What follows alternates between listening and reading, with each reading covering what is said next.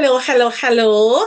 I am Lady Renae Thomas James, and welcome back to the Vineyard of Wellness, the journey of being mentally, spiritually, emotionally, socially healthy and well. Welcome back, darlings.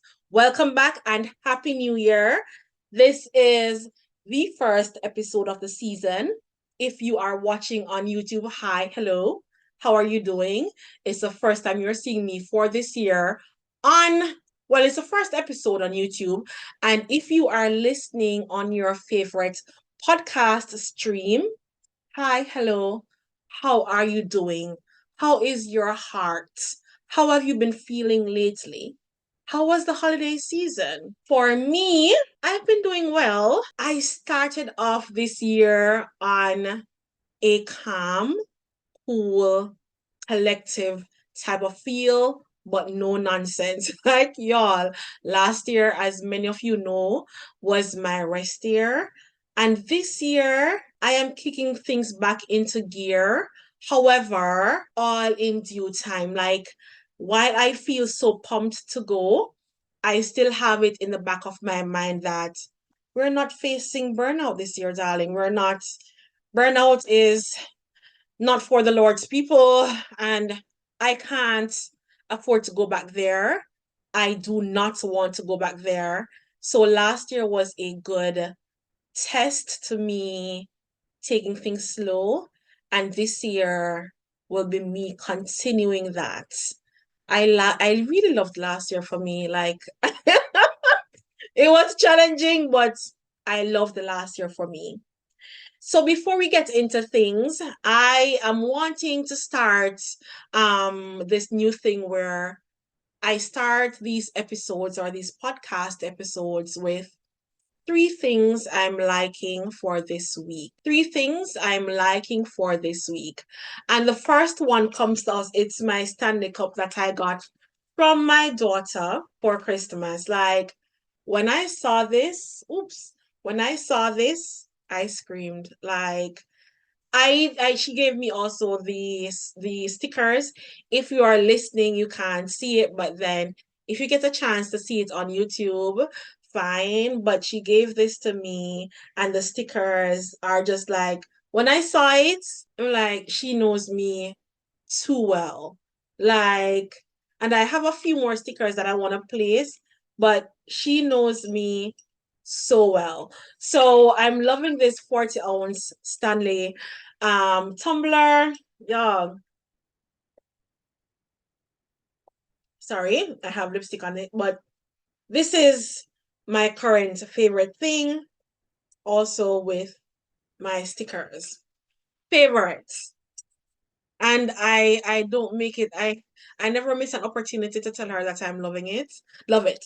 The second thing, I just finished my Laneige skin cream toner and moisturizer. It's finished. Like I really had to really highlight this. I am loving it. I had another one, but I sent it for my mom. So I'm going to have to budget for my next bottle because it is a little bit pricey. And when I purchase them, I have in mind of how long I want to stretch the use for. So this is the Laneige Skin Cream Toner Moisturizer 2-in-1 formula. I am loving this. It leaves my skin moisturized, not stripped, and ready for my moisturizing routine. Like it's the perfect toner for my skin, and my skin type is normal to dry. This is a staple for me. The next thing that is on my list is from my brand, Take Me Away Essentials facial night cream. No, this is done. Like even though I make it, it's done. For me, I love that this keeps my skin moisturized throughout the night until I'm ready again to do my next skincare routine, which for me, I do two skincare routines for the day, morning and night. So this I use at night after, so I cleanse, tone, moisturize, and in between, before I tone, after I tone, I have a serum. I will showcase that on my next things I'm liking, and then this afterwards. And of course, I do a spray to finish up. I am promising you guys a short wellness vlog that will showcase my skincare routine. But I am loving this. It leaves my skin moisturized through to my next skincare routine, hydrated, plumped, nice. It helps me my skin. It diminishes fine lines and wrinkles, and I just love that for me. The next and last thing on my list is my 2024 goals planner. Now, if you have seen my last video, which was towards the ending of 2023, I have a goals planner that it's digital, that I'm selling on my website. You can check it out. But I went through this with my family, and we are all keeping each other accountable. When I tell you that I am loving this, I have my goals planned out already, and keeping myself abreast or consistent with my podcast episodes is one of them. And that has to do with what consistency looks like to me. So I have already plotted the amount of podcast episodes that I am wanting per quarter, hence, and then per year. And then it looks different each quarter because I'm also taking a rest period. I'm staying true to that.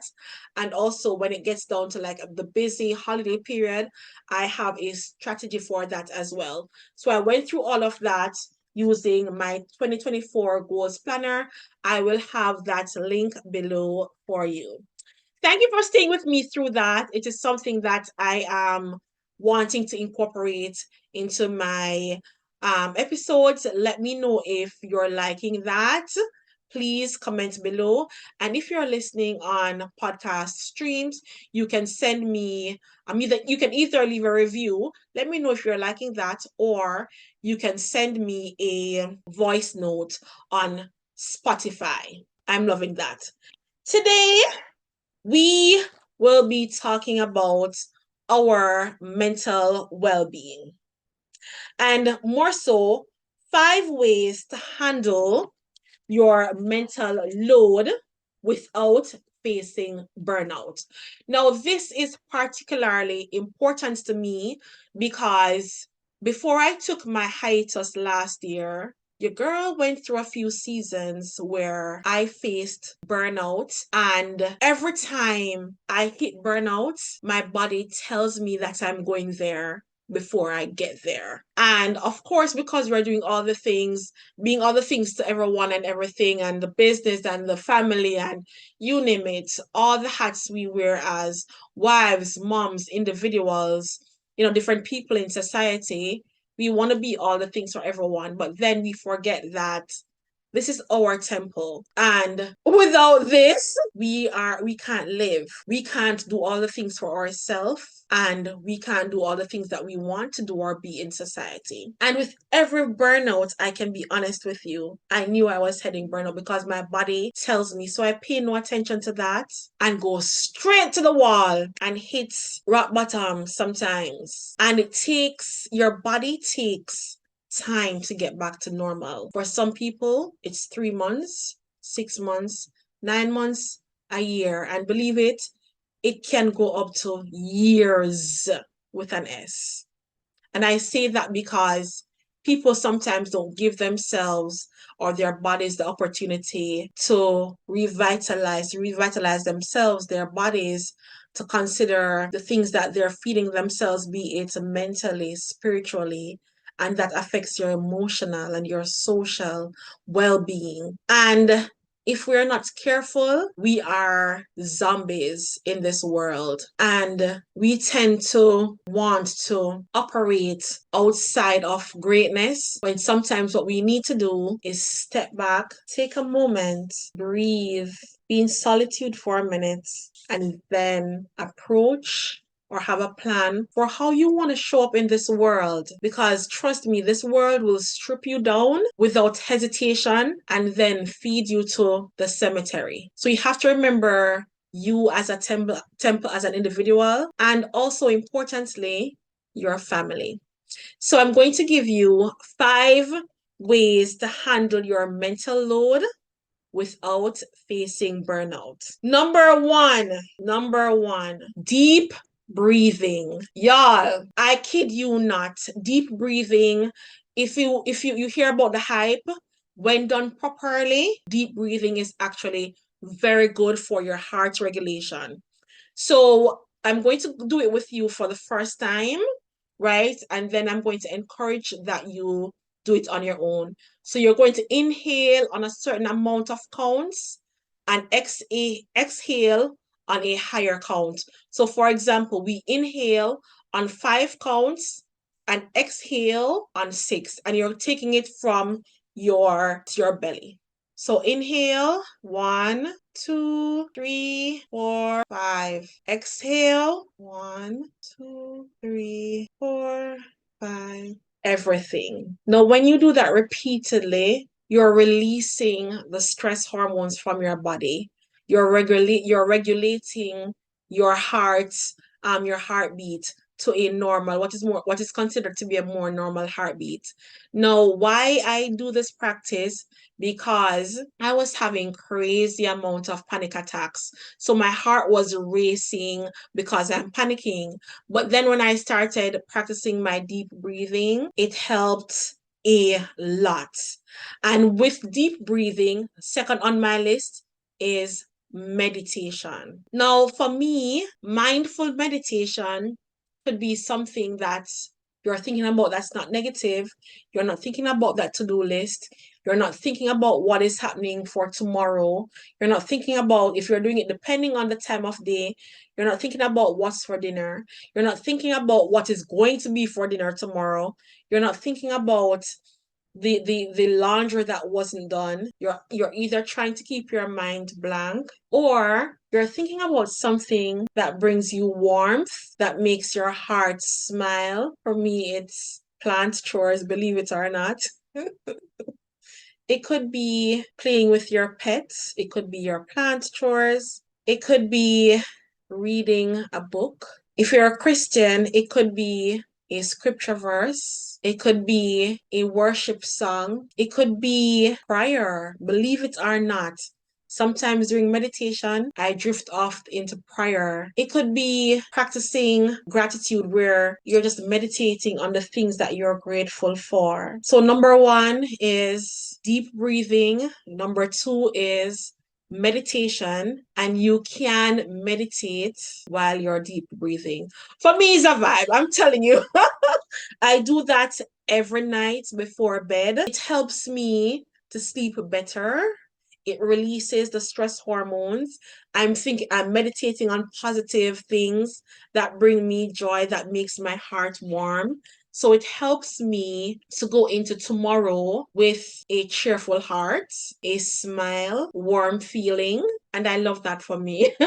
And I want you to practice that to see how it works for you. And if you've practiced it, let me know in the comments below, or come back to the video or the podcast and let me know if it works for you. Third on the list I want to talk about is be mindful of what you watch and what you listen to. Overall, be careful and mindful of the content you give and feed your time and yourself. It could be movies, short TikTok or IG videos, conversations, songs.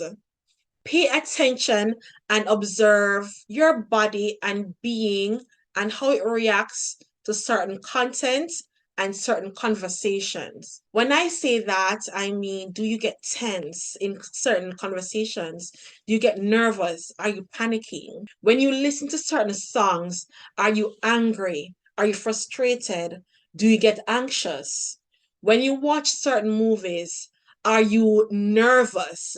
Like, I will tell you, for some strange unknown odd reason, I wasn't raised to watch horror movies, so I just don't. And I find that for my family, if they want to watch something a thriller or a horror, I would rather not. But if they put it on and I'm there, my body reacts almost instantly. I would get nervous. I would start panicking. And the kids, they are so observant. They'll be like, "Are you okay?" "No, I'm not okay." And they would change it. And then because I love crashing waves, or yes, crashing waves more so, or rain. I love raindrops. They would put it on sounds like calming sounds like crashing waves or raindrops to help me to just calm. And that is one way I'm encouraging you to observe your body and your being during certain conversations, during certain songs. If you're on social media scrolling, that can get to you. If you're scrolling for too long, what is your body saying? Is your body reacting to the scrolling, right? You can get nervous. You can actually start shaking. Then you know it's time to stop scrolling or put away social media for a little bit. What is your body telling you? What is your being telling you during movies, conversations, songs, short videos? Do you feel at ease? Do you feel nervous, anxious, panicking? Pay attention to that. And what you want to do is lessen that thing, not to be confused with, avoiding the things that we should be doing or talking about, because some people can, okay, this makes me nervous, but it's something that we need to talk about, not to be confused with the real life situations that we need to face. You want to think about, okay, how is this serving me? How is this serving me in this moment? And will it serve me in the future? How best will that serve me in the future? I'll give you an example. One thing that I used to be scared to talk about is finances. Yeah, I would get nervous. I would get so nervous. I shake, fight or flight, and I'm flying. I'm like, bye. I am flying. And then I'm like, well, I'm a whole married woman with two kids. I have to learn how to conduct myself in financial conversations. And I had to work on that intentionally. And over the years, I think I've been working on this now for maybe 7, 8 years, could be 10. And over the years, I've come a far way where now I'm leading the financial conversations in the household. I'm leading the budgeting meetings. I'm leading okay, where is everybody, at financially with their saving, talking to my husband more about investments and our daily spending and expenses. So you want to pay attention to, okay, am I avoiding a situation that's, I should be paying attention to? Or is this situation serving me well or not serving me well? The next thing I want to talk about is focusing on positive things. Focusing on positive things. Truth is, negative thoughts, feelings come by easily, effortlessly for most people, like for the average person. Now, the person who has been working on themselves with their positive, mindset and thoughts, not to be confused with reality, because the reality is negative things happen. They're not, negative things are not going anywhere. Negative thoughts will pop up. It's how we manage ourselves in those moments. Do we instantly, oh my God, the worst things happen to me? I used to be that person. And when I found myself continuously in that mindset, I have to be like, ma'am, ma'am, we cannot continue to think like this. We can't continue to burden ourselves with the negative. That's not cute. That doesn't glow. Okay? That does not glow. So, how are you feeding yourself? Are you feeding yourself with positive thoughts, not to be confused with real life situations? How are you facing your negative thoughts? What strategy do you have in place for that negative thought or that negative feeling that might come along? Do you just stay there? Do you feed the I am no good thought or mindset. Nothing good ever happens to me, even though you're alive saying that, even though you're under a roof saying that. You know what I mean? We can use words to turn that negative thought and mindset into something positive. Okay, today might not be going so well, but there is good in every day. There's something good. You know what, Lord, I'm awake. Thank you, Jesus. Or my mom always say, take a shower. I was able to take a shower today, right? For some people, for me, it's twice per day, right? Or journal your thoughts, call a friend, call somebody. What is it that you're watching online? Is it feeding your negative and your woe is me mindset? Or is it helping you to crawl out of that negative state that you're in? We want to look at how we are surrounding ourselves and what we are surrounding ourselves with and who we are listening to. This podcast is the Vineyard of Wellness, the journey of being mentally, spiritually, emotionally, socially healthy and well. So it tells you that even your social circles can feed you negative things. Is your social circle one that is positive and uplifting? We can try that. We can work towards that, or let's try that. Oh, we're not pottery people. Maybe if you try it, you will like it. Oh, we're not arts people. We don't have a creative, we're not creatives. Really?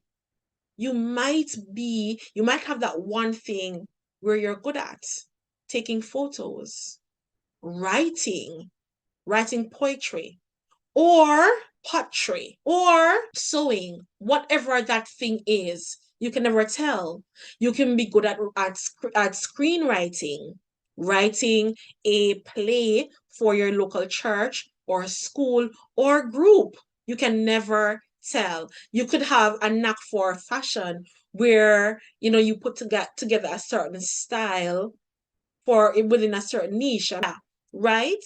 So you want to think about how are you feeding yourself positively, positive thoughts, positive mindset, positive people around you. Again, not to be confused with real life will happen. Negative thoughts will come. It's how you combat them. And number 5 on the list, I wouldn't be Renae if I didn't say this. Practicing gratitude, darling. Practicing gratitude. Let me tell you something. There's a whole study. Practicing gratitude it helps to release stress hormones from your body. It helps you to see the world in more of a positive light than a negative light. It helps you even in the worst of situations to be able to see the best thing that is happening in your life. So practicing gratitude encourages you to be thankful for what you have while still going for what you want.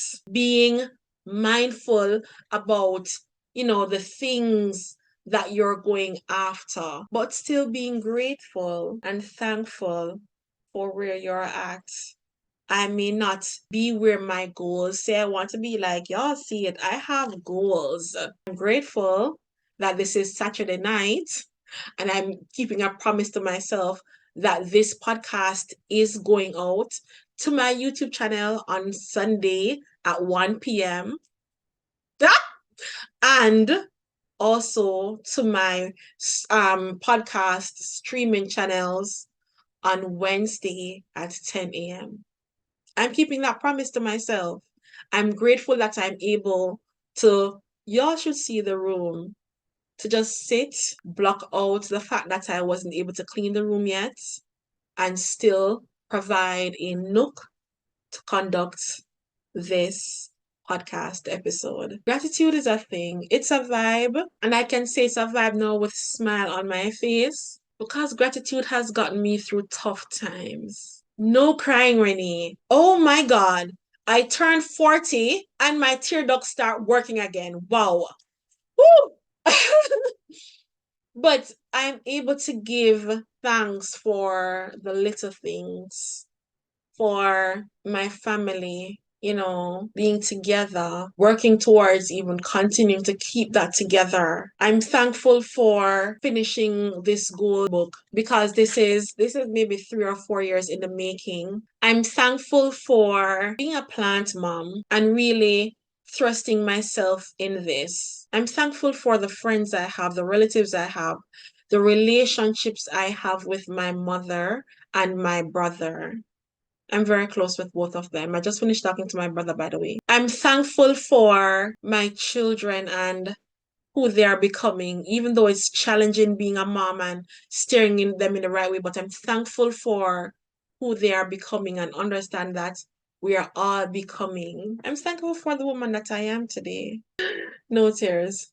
I'm thankful for the woman that I am today. I'm thankful for the people that I'm choosing to surround myself with. And I'm thankful to them for having me be a part of their life. Gratitude, in my opinion, surpasses or helps you to surpass all the negative thoughts that you could feed yourself, but you replace it with something that you're grateful or thankful for. I'm encouraging you to do that. I am going to give you one more bonus to help you. One more bonus. So this is number 6 on 5 ways you can handle your mental load without facing burnout. And then number 1 was deep breathing. Went through that. Number 2 was meditation, mindfulness meditation. Number 3 was be mindful of what you watch and listen to. Number 4 was focus on positive things because the negative comes so easily. And number 5 was practicing gratitude. And the bonus is set goals and priorities. And I find that when you set goals and priorities, it helps your mental to not go out when you do it effectively and smartly. Your mental state doesn't get an opportunity to go awry because you keep certain smart goals to yourself. See this PDF. You keep certain smart goals to yourself that, yes, I want to achieve certain things within the first quarter. And if you have this goals workbook, I say do go after one goal in each category per quarter, no more than one. We are not going to face burnout this year.